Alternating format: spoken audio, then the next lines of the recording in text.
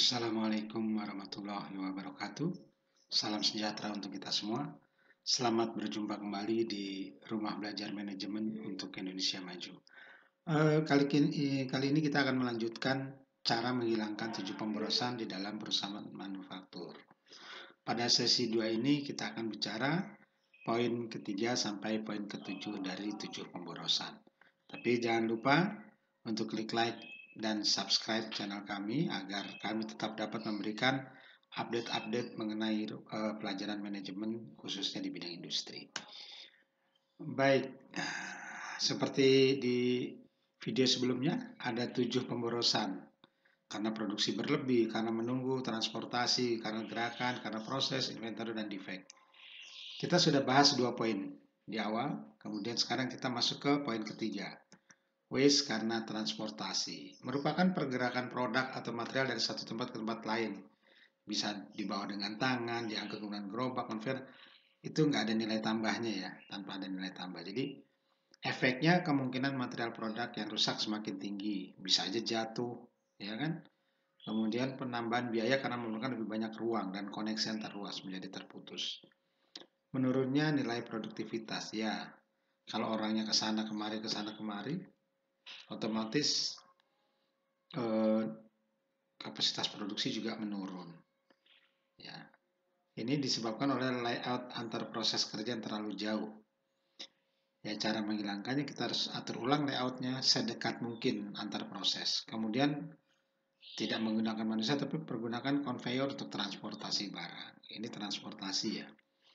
Kemudian yang poin keempat karena gerakan. Nah, ini beda nih. Kerja sama movement pergerakan. Merupakan pemborosan yang diakibatkan adanya pergerakan berlebihan dan tidak diperlukan oleh pekerja yang tidak memiliki nilai tambah. Ya, di sini yang efek yang ditimbulkan pemborosan waktu, ergonomi atau pergerakan tidak efisien, cacat dan biaya. Ini di dalam satu proses itu layoutnya tidak sempurna, sebabnya itu ya. Salah satunya kemudian jarak antar proses juga bisa terlalu jauh. Jadi gini. Pengaturan posisi material yang tidak ergonomis. Misalnya Anda harus ambil material kira-kira 10 meter di sana. Nah, kenapa nggak material itu dideketin kita? Atau materialnya misalnya ada di lantai. Kenapa juga tidak sejajar dengan pinggang kita. Jadi kita lebih mudah, lebih cepat. Kemudian kesalahan pada pengaturan posisi mesin dan fasilitas pengaturan light tools atau part material lain. Jadi menghilangkannya ya rubahlah layout area kerja. Atur ulang jarak antar proses di dalam satu proses ya. Kemudian penambahan atau perubahan bentuk rak material sesuai kebutuhan ergonomi pekerja. Seperti tadi material kita tinggal ambil setinggi pinggang kita. Jadi kita nggak perlu membungkuk, nggak perlu jalan dulu, ya kan? Mengatur ulang posisi mesin, tools, material agar lebih dekat dengan proses kerja.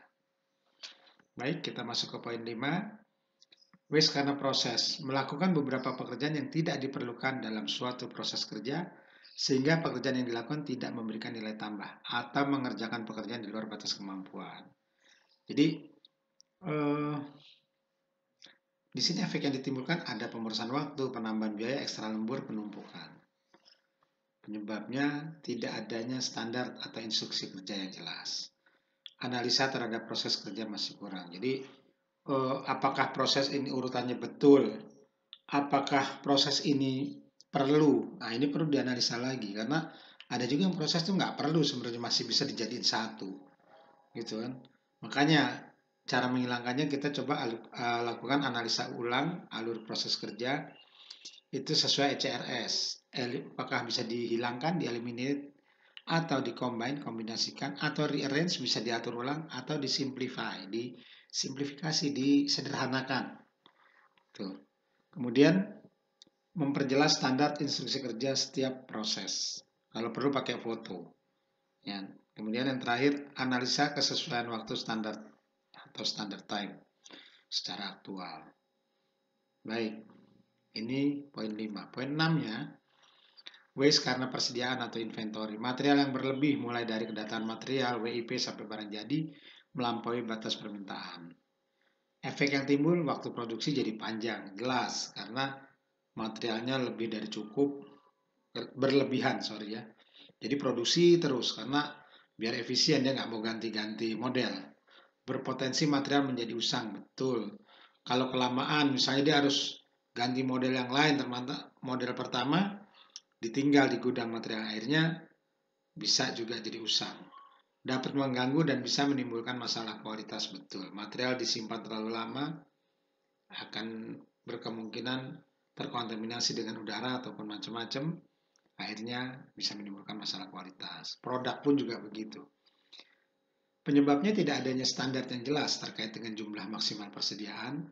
Ada bottleneck proses ya, proses pada stasiun kerja ada yang bermasalah, jadi tidak jalan, nggak sesuai.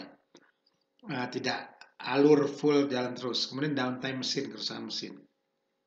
Cara menghilangkannya, tentukan dulu standar jumlah maksimal persediaan, baik itu material maupun produk jadi. Kemudian analisa ulang line of balance, supaya tidak terjadi bottleneck. Semua harus sama, seimbang, setiap pekerjaan, waktunya juga sama. Kemudian peningkatan kemampuan atau kompetensi petugas bagian maintenance. Karena gini, kalau begitu mesinnya rusak, kompetensi petugas maintenance-nya kurang bagus, akhirnya waktunya menjadi lama.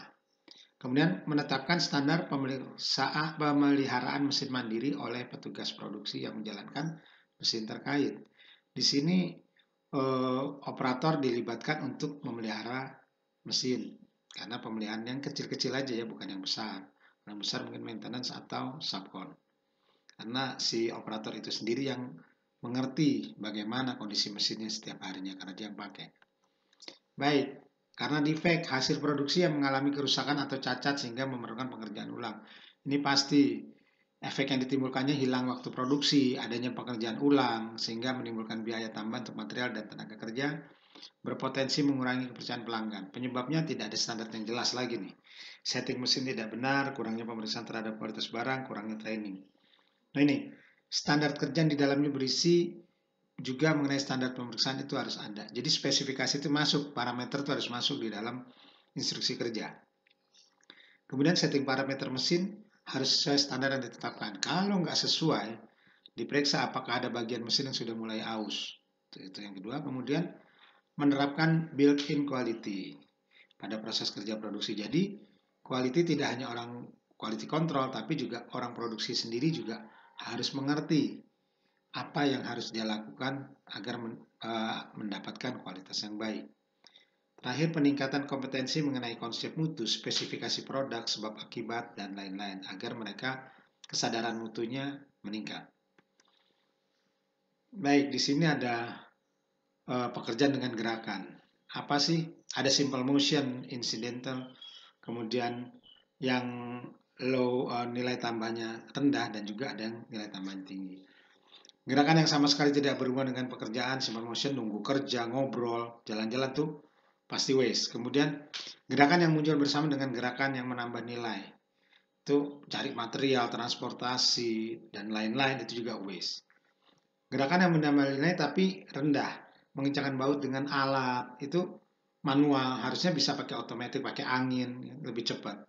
Kurang mengetahui tentang cara dan aturan kerja yang benar. Ada pekerjaan tambahan, perubahan desain.